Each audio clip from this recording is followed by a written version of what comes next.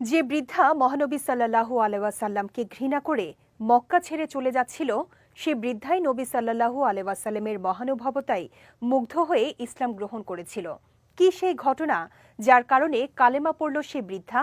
আর কেনই বা সে নবী সাল্লাল্লাহু আলাইহি ওয়াসাল্লামকে ঘৃণা করত? বিস্তারিত থাকছে ডেস্ক রিপোর্টে।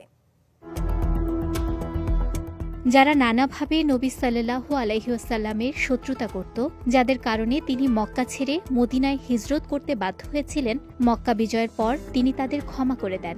মক্কা বিজয়ের পর মহানবী সাল্লাল্লাহু আলাইহি ওয়াসাল্লাম হন সেখানকার শাসক, কিন্তু তিনি কারো ওপর কখনো জুলুম করেননি, বরং তার দয়া ও মানবিকতার কারণে অনেক পৌত্তলিক ইসলামের ছায়াতলে এসেছেন। মক্কা বিজয়ের কয়েকদিন পর এক বৃদ্ধা তার সামান্য মালামাল নিয়ে মক্কা ছেড়ে চলে যাচ্ছিল, কিন্তু বয়সের কারণে বোঝা বহন করা তার জন্য অনেক কষ্টের ছিল। এ সময় মহানবী সাল্লাল্লাহু আলাইহি ওয়াসাল্লাম তাকে দেখে জিজ্ঞেস করলেন, মা, তুমি কোথায় যাচ্ছ? বৃদ্ধা একটি জায়গার নাম বলল সেখানে তার আত্মীয় থাকে, তিনি সেখানে যাচ্ছেন।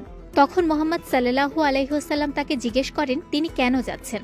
এ প্রশ্নের জবাবে বৃদ্ধা বলল, শুনেছি মোহাম্মদ নামে এক ব্যক্তি আমাদের বাপ দাদার ধর্মের বিরুদ্ধে এক নতুন ধর্ম প্রচার করছে, তাই জীবন রক্ষার জন্য মক্কা ছেড়ে চলে যাচ্ছি।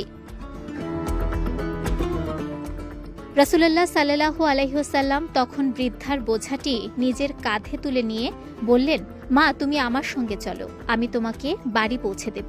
বৃদ্ধাকে তার আত্মীয়ের বাড়ি দিয়ে নবী করিম সাল্লাল্লাহু আলাইহি ওয়াসাল্লাম বললেন, তুমি এখানে থাকো, আমি যাচ্ছি। বৃদ্ধা বলল, বাবা, তুমি কে? আমার জন্য এত কষ্ট করেছ? তখন বিশ্বনবী সাল্লাল্লাহু আলাইহি ওয়াসাল্লাম বললেন, আমার নাম মুহাম্মদ। আপনি যার কথা শুনেছেন আমি সেই মোহাম্মদ। আমি ইসলামের কথা বলি এবং এক আল্লাহর ইবাদতের কথা প্রচার করি। বৃদ্ধা বলল, যদি এটাই হয় ইসলাম, তাহলে আমি গ্রহণ করতে রাজি। এ বলে তিনি রাসূলুল্লাহ সাল্লাল্লাহু আলাইহি ওয়াসাল্লামের কাছে কালিমা পাঠ করে ইসলাম গ্রহণ করেন। বিজয় টিভি নিউজ ডেস্ক।